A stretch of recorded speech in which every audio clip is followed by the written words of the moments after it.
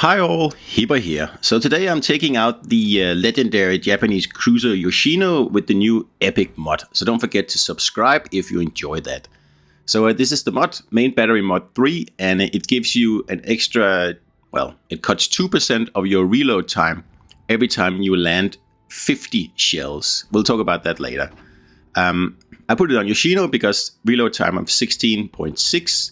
So if, in theory, you max this epic mod here, you could get the reload down to almost exactly 15 seconds. So to me, that makes a lot of sense because I play Yoshino a lot and the reload is long on the ship here. And a lot of people have asked me, so why don't you put it on Minotaur or Colbert or something like that? And I'm like, well, you could, but and it would certainly be easier to hit the actual max 10% with only 250 hits from those ships. That's fairly easy. But you're only getting a 10% reload increase then, and the reload on those things is so fast anyway that in reality you're looking at like 0.2, 0.3 of a second improvement of your reload. I don't think that's worth it, really. Of course you can do it if you want to, but I think the mod makes more sense on a cruiser with a longer reload like Yoshino here, where you actually, can actually feel that improved reload. The problem is, and now we get back to those 50 hits, the problem is that it's hard to land, 50 hits is fairly doable. 100 hits, I haven't done it yet. I don't think I've ever done it in Yoshino. And much less the 250 hits you're going to need to max out this epic mod here. So I don't really see that happening. But I have faith that Wargaming are playing it safe here with the first lot. And probably... next update, they might lower that 50 amount of hits down to, let's say, 25. So because I'm playing an agile Yoshino, I can pull off things like this. And a few days ago, I was playing a game and I happened to be on a streamer's stream. And I was watching the stream at the same time after the game. Or not at the same time, I was watching the stream after the game. And he was like, "What are you doing? That's not how you play a Yoshino." And that's true, you don't play a Yoshino like this if you have a traditional Yoshino. But if you have an agile Yoshino, you can barge in there and rip those destroyers apart like this guy here. This daring, sitting in smoke, thinking he's got everything under control. Nope, there is a Yoshino 3 kilometers from you and it's heavily armed. And that HE is just going to ruin your day. And I do this a lot. And it's one of the reasons that I really love this ship here. I don't get the kill though, but... my sonar saved the day. So let's go back and talk about the mod here, because if you've seen my video about how to improve the mods, I think the epic mods are an excellent idea, and it's something that I've been asking Wargaming to do for a few years, and I'm so happy they finally came through and made this a possibility. But there's so many possibilities here, so many possibilities, and I hope that they take the full step and actually implement this to a much bigger degree into the game. Now, like I said earlier, if you play Minotaur or Colbert, then 250 hits, that's piece of cake. That's like 5 minutes of shooting, probably something along those lines. If you play Martel or Baltimore, 250, it's doable. If you get a good game where you can fire most of the match. But once you get up into the reload of 12 plus seconds, and also the amount of barrels obviously makes a huge difference here as well, then you will start to run into some problems when you're trying to max that epic modification there, unfortunately. So here, just to get back to the battle here, we're taking a page out of the Atago's playbook, and it is just, get in there, kill the destroyer, take the cap, and then defend the cap by kiting away until you burn down the whole flank, and rinse and repeat over at the B cap. That's a really good way of playing these ships here, but like I said in the beginning, you cannot play a Yoshino like I'm doing here if you don't have a full agile build on it. Don't try it, because you will get absolutely pummeled. You need to be able to protect that 24mm armor you got at the bow and stern, and if you don't do that, with the fast rudder, then you are not going to survive a play like this. So I'm just putting it out there. Another really big plus with this build here is that you can get off so many torpedoes so much faster, because you can wiggle the whole ship around to get those nice torpedo angles to work for you instead of against you. So if you need to fire, both sides of your ship, you can do it fairly quickly with this build. With a traditional Yoshino build, that would take you probably around a minute to get the ship turned all the way around to get access to your other tubes. And who knows what happens in the game in that 1 minute there. It takes so long, it's not feasible to do. And with a build like this, you get the added benefit of it being fun to play. Like you always get action-packed, very, battles that are full of crazy maneuvers and lots of dodging and whacking destroyers right in their face, right under the nose of the battleships.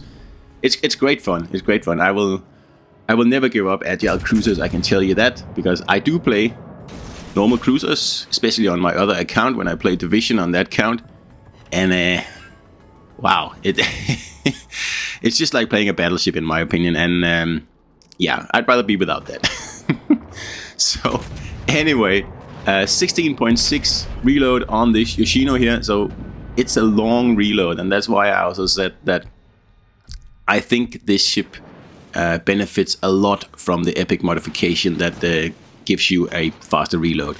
But that being said, I think the 50 main battery shells hit that you need to activate every stage of the mod, if you don't know how the mod works, then every time you hit enemy ships with 50 shells, you get an extra 2% reload taken off your ship. This stacks. It can stack up to 5 times, meaning that if you get 250 main battery hits, you will have a 10% faster reload. So that's something to strive for, especially in Yoshino. That's going to make a huge difference in the end of the battle. If you have like 10-second faster reload in the last, say, 5 minutes. But the problem is, like I said in the beginning, there's no way you're going to be able to reach 250 hits. When, let's say, on average, you shoot 6 shells per 17 seconds. That's 18 a minute. And they all have to hit the enemies. Yeah, it's just I don't think it's possible to reach 250 Yoshino hits, but maybe I'll try, but I don't think it's possible. So perhaps until Wargaming faces the inevitable and turns that 50 hits down to a little bit more manageable number, perhaps a better epic mod to put on Yoshino is the one that gives you a little bit of extra range. I mean, I could certainly use that on this build here, because I believe I have about 15 kilometers range, meaning that I have to be very, very close to the enemies, which is fine. That's what the build is about. But sometimes I miss when I'm going in towards a cap and there's a battleship like 17 kilometers out and I can't set him on fire. That is a bit of an issue. So maybe, well, not maybe, I will put that epic mod on Yoshino and I'll see if that helps out. It will cost me about 2 seconds in my reload. It will yank it up to around 18 seconds. And I don't know if I'm ready to give that up. But on the other hand, I'm also going to get a lot faster turret traverse, because I'm not going to have the penalty on the reload mod. So, it's give and take, and these are the decisions you have to make all the time. That's a very sneaky Montana there, shooting over the mountains. These are the little, decisions you have to make all the time, and that's what I like, because with these epic mods, and of course all the other modifications and commanders, all that stuff mixed together, I don't think you're going to find 2 Yoshinos that are exactly the same in this game here, or any ship for that matter. People run different commanders, they run different inspirations, they run different perks, and then now they can always run different upgrades, but now they can also run different epic upgrades. So it creates, excitement in the battle when you don't know exactly what you're facing. Like, you could be facing a Yoshino with 24 kilometer torpedo range instead of 20 kilometers. You don't know that. It depends what the setup is. And that would especially benefit destroyers, I think, because destroyers are some of the most static builds in the game. It's always about concealment and torpedoes, and that's it. Or guns if you're a gun destroyer. But in general, concealment is king. And yeah, you know my thoughts on these things. When there's one cookie cutter build that just rules everything else, that's never good for a game. Never good for a game. Then you get the situations where, just like in World of Warships on PC, that everybody and their grandmother and their dog and their sheep, they run the exact same build on a certain ship because that's the most competitive build. And that makes sense. And I'm very happy that in Legends that's not the case. It's actually far from the case. There's so many builds that are competitive. They may only differ like a little bit by an inspiration or two or a perk or two or something like that, but they are different. And that's gold. That's how you ensure that your game will keep living for a long time. Because if you box players into builds or whatever, like something that is always the same, that gets boring. And I know for me personally, I wouldn't be playing this game if it wasn't for the commander system or the upgrades or, you know, the ability to tailor the ships to your playstyle. I think that is so important.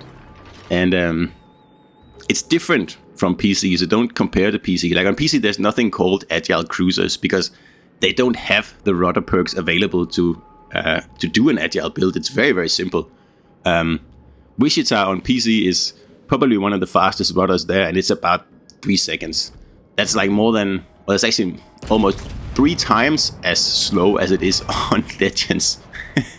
So that's you know what I mean then. And that's also why agile cruisers get a bit of a hard time from some in the community, because it's not a thing on PC.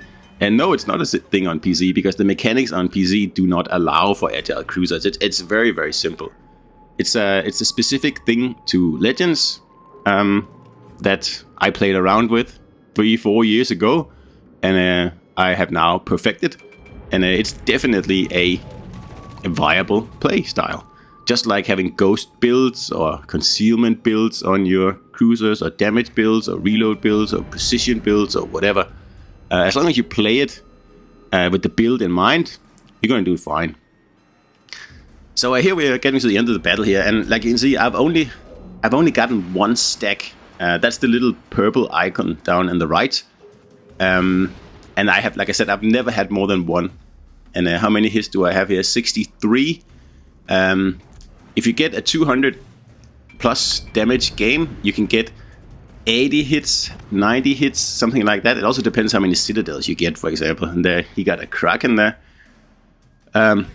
So I don't think I've ever had more than 80 hits in Yoshino, meaning that I haven't even hit the second boost on this epic mod here. So it's a bit of a shame.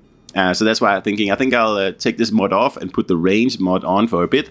See if I like that better. So we got all 3 caps here, and guess who took all 3 caps? Yes, it was yours truly. And this Yamato here, other than the fact that he's played a really good game, he is now stuck. He's going to lose this game because, his team kind of folded. But he's also in a weird position. I don't know what. He was passing A before. If I was him, I would have moved into A to try to actually win the battle. But he decided to go all the way around, which makes sense, I guess. And also most of the battle in this particular battle happened over here in A. You can see all the sunk ships in this area. And over in C, we removed the destroyer fairly quickly. And of course took out half their spotting in the process. So yeah, I think that was really a tough blow to them. But again, it just shows if you play the objectives in this game, you are most likely going to win. If you just chase damage, Krakens, high calibers, Confederates and stuff like that, you may win, but without actually playing the objectives, that's highly unlikely. And playing the objectives is what gets you XP, and that's what I play for. That's my goal.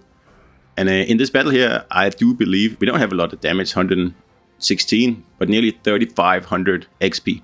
So yeah, definitely MVP. All right, hope you enjoyed it. See you out there.